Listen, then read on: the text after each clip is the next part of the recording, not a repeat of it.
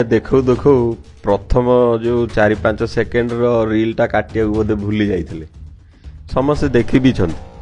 ଯେତେବେଳେ ପ୍ରତାପ ଷଡ଼ଙ୍ଗୀ ପଡ଼ିଗଲେ ତାଙ୍କୁ ଧଡ଼କିନି ଲୋକ ପଚାରିଲେ କାହିଁ ପଡ଼ିଗଲ, ନା ମୋ ଉପରେ ରାହୁଲ ଗାନ୍ଧୀ ପଡ଼ିଗଲେ, ତାଙ୍କୁ କିଏ ଧକ୍କା ଦେଲା, ମୁଁ ପଡ଼ିଗଲି ତା ଯୋଗୁଁ। ଠିକ୍ 2 ମିନିଟ୍ ପରେ ସାଙ୍ଗେ ସାଙ୍ଗେ ଚେଞ୍ଜ। ଆଉ ଜୟା ବଚ୍ଚନ ଏକଦମ ଠିକ୍ କଥା କହିଛନ୍ତି। ଏମିତି ଆକ୍ଟର ଏମାନେ ରିଏଲ୍ ଲାଇଫ୍ ଆକ୍ଟିଂରେ ୟାଙ୍କୁ ଅସ୍କାର ଆୱାର୍ଡ଼ ମିଳିବା କଥା। ଆଉ ଏଇ ହେଲା ଆମ ବିଜେପି ଷ୍ଟୋରି। ଆମ୍ବେଦକରକୁ ଧରି ଭୁଲ ଇନଫର୍ମେସନ୍ ପାସ୍ କରୁଛନ୍ତି। ସାବରକର ହେଲା ଆଙ୍କର ଥିମ୍।